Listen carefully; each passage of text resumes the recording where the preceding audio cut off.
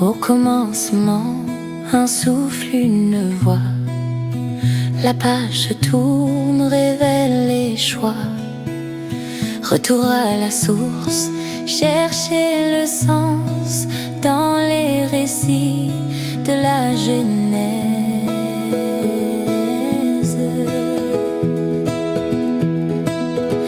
Bienvenue dans Fondation, un écho, une révélation.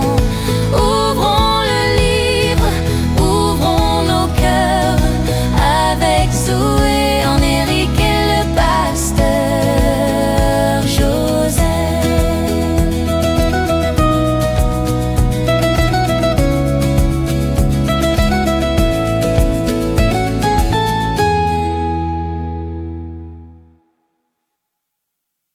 Bonjour à tous et bienvenue à nouveau dans Fondation, le podcast dans lequel nous plongeons ensemble, épisode après épisode, dans les profondeurs de la parole de Dieu, pour y puiser les vérités et clés fondamentales, sur lesquelles nous devons bâtir nos vies au quotidien.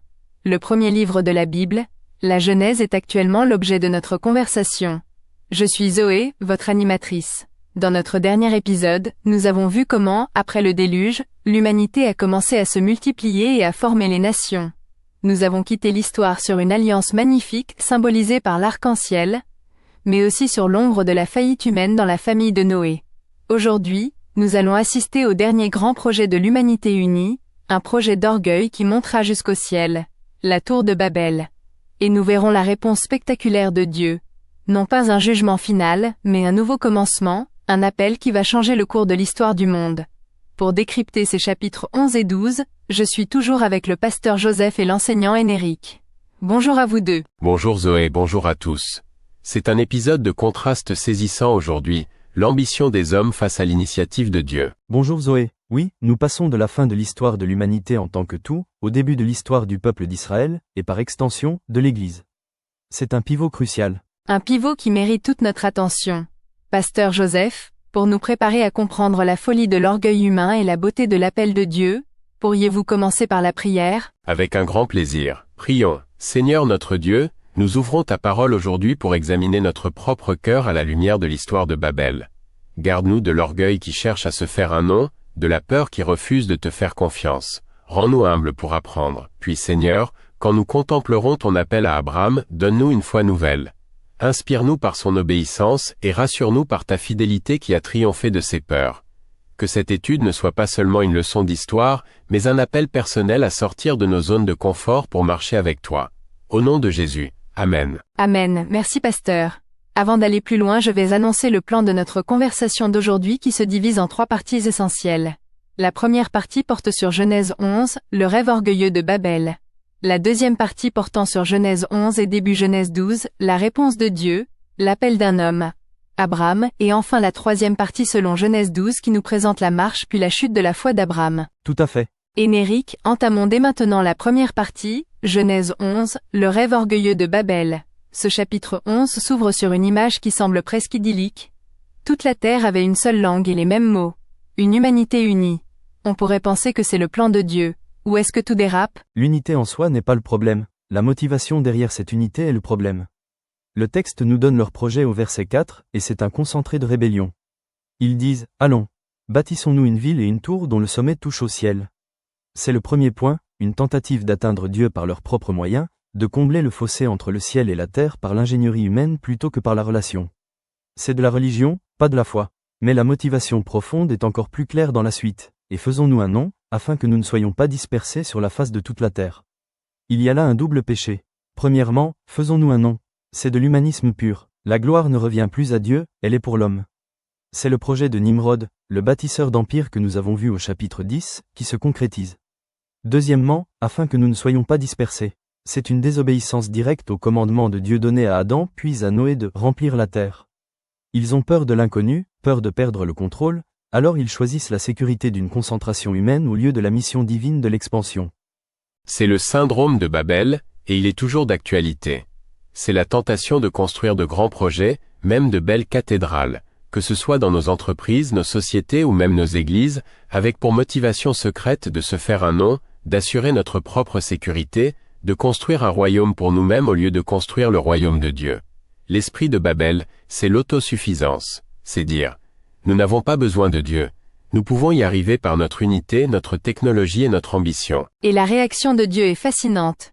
Il est dit qu'il descendit pour voir la ville et la tour. On sent une pointe d'ironie. C'est une ironie divine magnifique. Cette tour qui devait toucher le ciel est si insignifiante du point de vue de Dieu qu'il doit descendre pour la voir. Et son diagnostic est sans appel. Il voit que cette unité dans la rébellion est dangereuse. Si l'homme commence par ça, rien ne les empêcherait de faire tout ce qu'ils auraient projeté. Dieu, dans un acte qui est à la fois un jugement et une grâce, intervient pour limiter la capacité de l'homme à faire le mal de manière unifiée et exponentielle.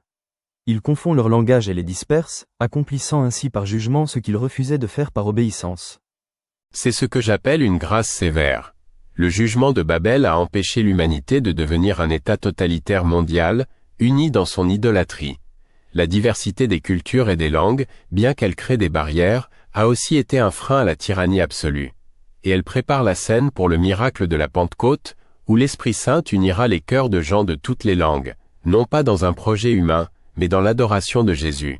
La Pentecôte est la réponse divine à la confusion de Babel. Après cette histoire de dispersion, la Bible change radicalement de focale.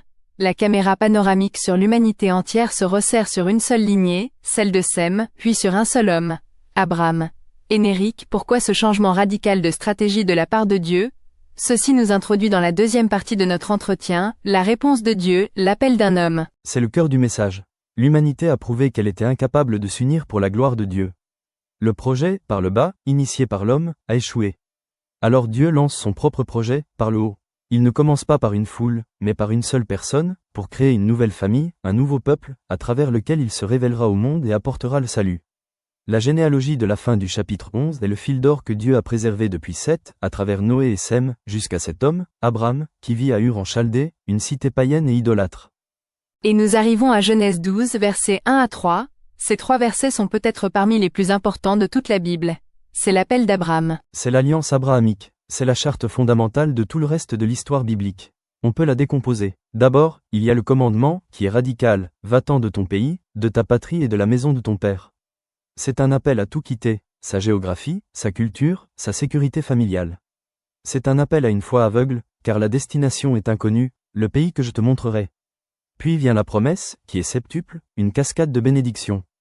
1. Je ferai de toi une grande nation, la promesse de la descendance. 2. Je te bénirai, la promesse d'une faveur divine personnelle. 3. Je rendrai ton nom grand, le contraste direct avec Babel. Ce n'est pas Abraham qui se fait un nom, c'est Dieu qui lui en donne un. 4. Tu seras une source de bénédiction. 5. Je bénirai ceux qui te béniront. 6. Je maudirai ceux qui te maudiront, la promesse de la protection divine. 7 est le point culminant, la promesse missionnaire, toutes les familles de la terre seront bénies en toi. C'est la réponse de Dieu à la dispersion de Babel. Dieu va utiliser ce peuple issu d'Abraham pour un jour offrir la bénédiction du salut à toutes les nations qu'il vient de disperser. C'est le début de la mission de Dieu pour le monde.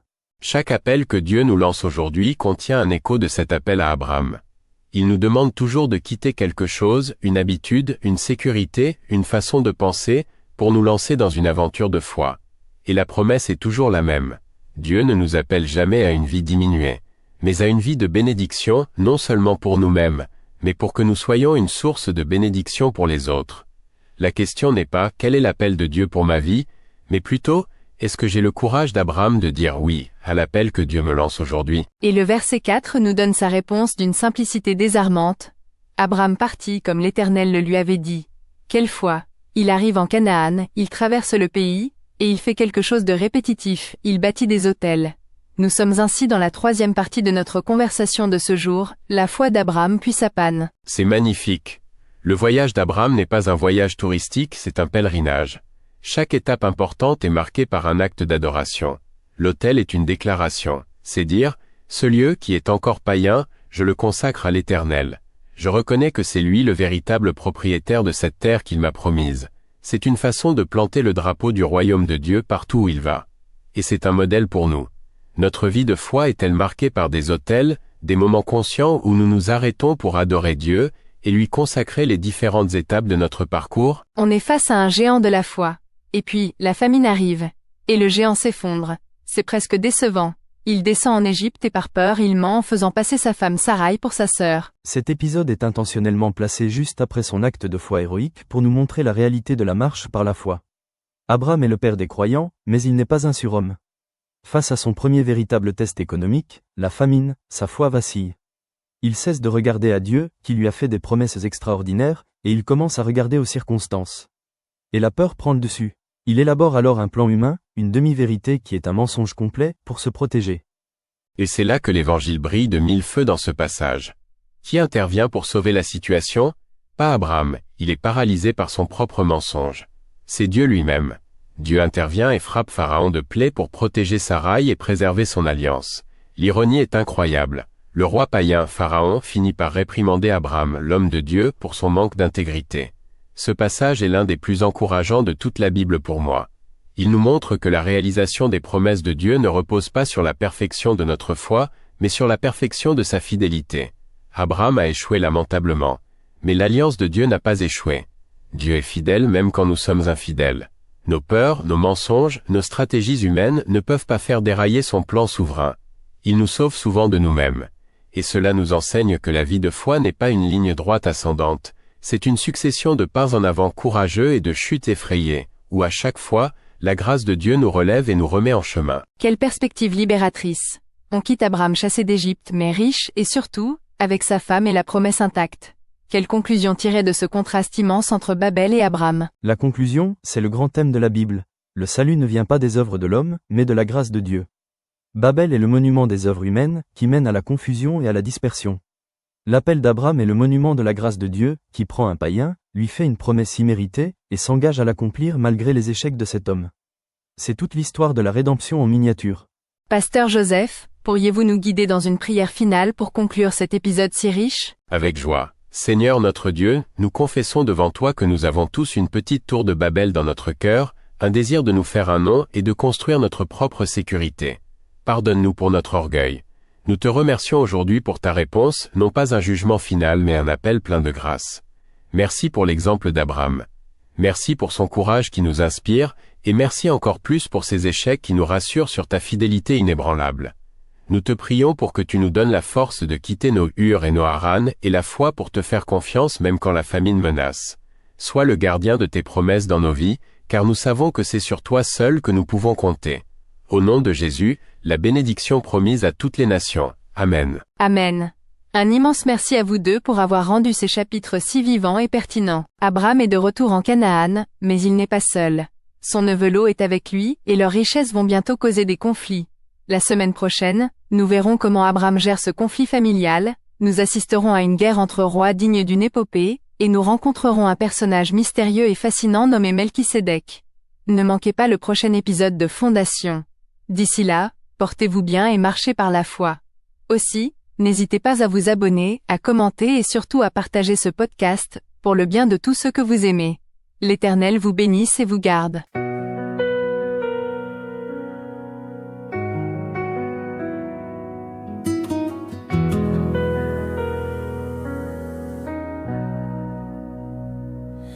La conversation se termine ici,